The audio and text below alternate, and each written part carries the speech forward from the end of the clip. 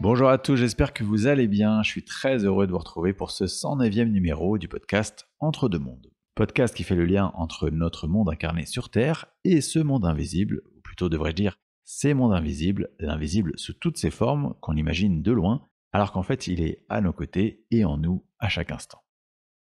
Aujourd'hui, à travers cet épisode, nous allons évoquer le rôle de nos animaux et en particulier les animaux domestiques. Concrètement, pourquoi est-ce qu'ils s'incarnent auprès de nous? Qu'est-ce qu'ils viennent accomplir? Et donc, pour commencer cet épisode, je vais vous diffuser un extrait de séance classique cette fois-ci, c'est-à-dire directement la consultante qui canalise les informations de sa conscience supérieure.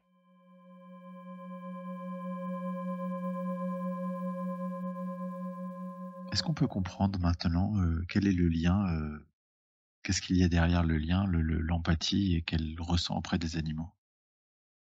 Elle fait partie de ce monde-là. Elle l'a déjà expérimenté. C'est des êtres purs et pour le coup qui ont un troisième œil très développé. J'ai mon troisième œil qui est fort là. Les animaux savent lire en nous. Les animaux domestiques, ils ont un rôle particulier en fait. Ils sont là pour nous soulager et nous libérer de certaines choses qu'on est venu accomplir sur Terre. Et pour nous y aider, en fait, ils prennent un peu, on va dire des lourdeurs en fait de ces tâches à leur façon. Et ils vont offrir en contrepartie énormément de lumière du coup. OK. Ça veut dire que ça, par exemple, c'était le rôle de Zara? Oui. Qu'est-ce qu'elle venait faire concrètement? Lui offrir sa liberté, déschématiser aussi du passé, des mémoires transgénérationnelles, nous offrir en fait une nouvelle compréhension de la vie avec énormément d'amour, énormément. Et poser ses limites. Savoir poser ses limites, c'est important. Un animal qui s'énerve, c'est normal, mais c'est normal, ça pose ses limites. Ça c'est insister aussi, ça montre la force quand on veut aller vers quelque chose, comment on peut l'avoir aussi. Ouais, c'est ça.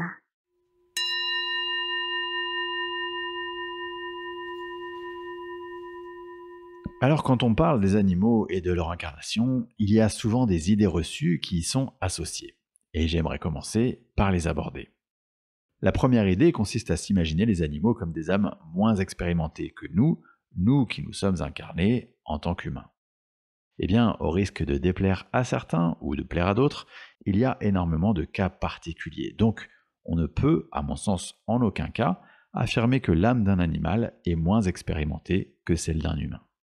Il y a même assez souvent des âmes très expérimentées, et quand je dis expérimentées et qu'on s'entende bien, j'entends des âmes qui ont acquis une véritable sagesse, un amour inconditionnel.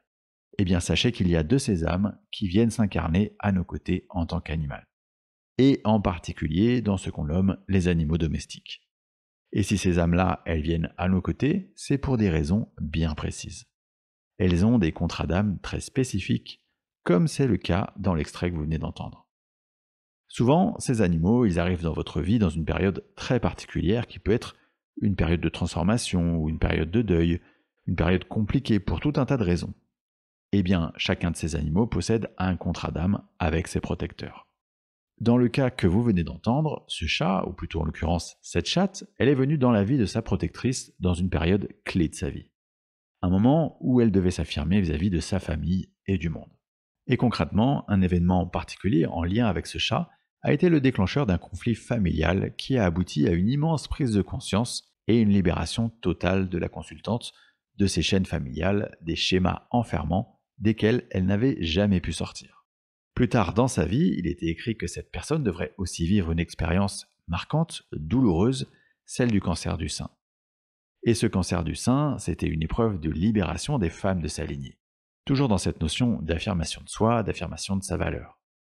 Eh bien, pendant toute la durée de ce cancer, et vous imaginez le lot de traitements invasifs, comme la chimiothérapie par exemple, eh bien, cette personne, elle n'a jamais ressenti aucun symptôme de ce traitement.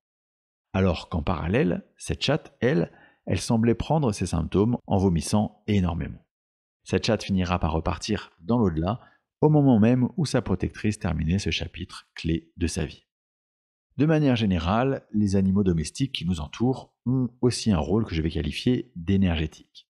Au sens où, comme c'est mentionné dans l'extrait, ils ont la capacité à absorber les énergies qui nous entourent, à jouer une sorte de rôle d'équilibrage des énergies. Ils vous déchargent des énergies trop lourdes en absorbant par exemple votre colère, votre tristesse, et ils vous rechargent aussi à travers l'amour qu'ils vous transmettent. Et ils transmutent en permanence les énergies extérieures, ce qu'on appelle entre guillemets les égrégores, qui peuvent les traverser. Les animaux jouent aussi un rôle d'ancrage extrêmement important. Ancrage au moment présent, ils nous rappellent à chaque instant l'importance de profiter de ce qui nous entoure. C'est les premiers par exemple à être heureux d'être dans la nature ou à courir après les papillons. Ancrage à la joie, au jeu, à la légèreté, comme finalement une sorte de rappel à notre enfant intérieur, à ce qu'est réellement notre essence d'âme. Et dans notre essence, il y a aussi évidemment l'amour inconditionnel. Et qui de mieux que nos animaux pour être des exemples d'amour infini pour nous. Souvent, quand ces animaux reviennent sur les plans subtils, ils continuent, par amour pour nous, à nous accompagner par leur présence. Comme pourrait le faire finalement n'importe lequel de vos proches défunts qui souhaiteraient vous accompagner depuis l'au-delà. Donc il n'est pas rare, par exemple, en séance, que des animaux se manifestent au consultant ou au médium. Il est important de préciser que ces animaux se présentent toujours sous la forme d'animaux, tels que vous les avez connus, et quand bien même il s'agirait d'âmes très évoluées. Simplement parce qu'ils ont conscience que votre manière de pouvoir vous les représenter, c'est au travers de cet animal que vous avez connu. De la même manière que lorsque vous connectez lors d'un contact défunt à travers un médium avec un proche qui est décédé et qui a eu le temps d'évoluer de son côté, de se désimprégner de son incarnation terrestre, de monter en plan de conscience, eh bien, au moment précis de ce contact défunt, c'est comme s'il allait revêtir son costume, le costume de la personne que vous avez toujours connue quand il ou elle était vivant. Tout à l'heure, je vous parlais des idées reçues quant à nos animaux défunts. La seconde idée reçue consiste à croire que nos défunts, imaginons, je ne sais pas, un grand-père ou une grand-mère, va se réincarner dans le chat ou dans le chien qu'on va adopter. Alors personnellement, je n'ai jamais vu ni entendu parler de ce cas par les médiums qui m'entourent, ni en séance. Sachez que la grande, l'immense majorité du temps, les défunts dont vous avez été proche dans votre vie vont attendre votre mort avant de repartir en projet de réincarnation. De plus, souvent les âmes qui viennent à s'incarner dans nos animaux de compagnie, avec les missions d'âme dont je vous ai parlé, eh bien ce sont des âmes qui sont bien plus sages, bien plus évoluées que nous-mêmes ou nos proches. Si vous souhaitez des illustrations ou un approfondissement de cette thématique à travers un livre, je vous conseille Nos animaux et l'au-delà aux éditions Fernand Lanor, livre écrit par Florence Faucompré. Alors cet épisode, il est dédié à cette chatte, Zara, que je remercie pour le merveilleux rôle qu'elle a joué dans la vie de sa protectrice. Pour terminer cet épisode, j'ai souhaité recueillir le témoignage d'une médium en particulier. Cette médium, c'est Laetitia Catalano. Je vous laisse l'écouter et évidemment, comme d'habitude, je vous remets ces liens sous l'épisode. Je vous rappelle que si vous souhaitez soutenir ce podcast, vous pouvez le faire via le lien Tipeee indiqué dans le détail de l'épisode.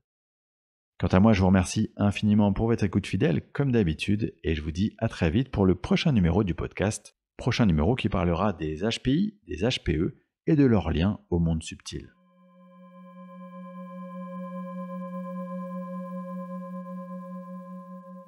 Les animaux de compagnie sont là depuis la nuit des temps, mais surtout, ils viennent nous faire tellement progresser. La première mission de l'animal de compagnie, ça va être d'être un soutien pour nous, parce qu'il y a cette connexion parfaite.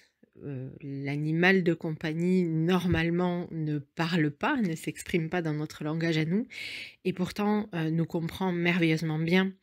Nous protège merveilleusement bien. Alors je pense aux chiens évidemment, je pense aussi aux chats et à tous les autres animaux de compagnie évidemment, mais les chiens et les chats déjà ont une manière bien différente de nous protéger. Le chat lui va vraiment nous protéger énergétiquement. Principalement, hein, on voit bien que les chats, c'est pas la plupart du temps les chats qui vont intervenir pour nous éviter un danger, mais par contre énergétiquement parlant, ils sont extraordinaires pour nous protéger. Les chiens, eux, ça va être plutôt l'inverse. Donc ils ont ce rôle de protection, mais ils ont ce rôle aussi merveilleux d'accompagnateur. Et tu vois, ça me fait penser à une séance que j'ai fait un jour avec une dame qui était terrorisée par les chiens et qui ne comprenait pas pourquoi elle était terrorisée, par ces chiens-là et enfin par tous les chiens en fait, hein, et qui, malgré tout avait, d'un seul coup eu un besoin de prendre un chien avec elle en fait. Donc elle était partagée entre, j'arrive pas à choisir un chien et pourtant je sais qu'il me faut un chien alors que du plus profond de son cœur, elle les détestait en fait. Et on a pu remonter comme ça, de fil en aiguille, au travers d'une séance pour se rendre compte qu'en fait, dans une autre vie, elle avait perdu son chien, elle ne s'était jamais remise, de la mort de ce chien qui avait été son compagnon fidèle, toute sa vie et presque une âme sœur pour elle. C'est comme ça qu'elle l'a décrit, pendant la séance et du coup, elle se retrouvait, complètement bloquée dans cette vie avec cette peur panique des chiens et on a travaillé là-dessus, on a libéré cette vie antérieure, et j'ai eu le bonheur qu'une semaine après, elle m'envoie une photo avec le chien qu'elle avait choisi, sans aucun problème et en réalité, c'était le chien qui l'avait choisi donc voilà, ils s'étaient reconnus l'un l'autre dans cette incarnation-là et ça avait permis de la libérer elle et de libérer cette vie, antérieure aussi. Donc oui, nos animaux de compagnie ont un rôle merveilleux pour nous.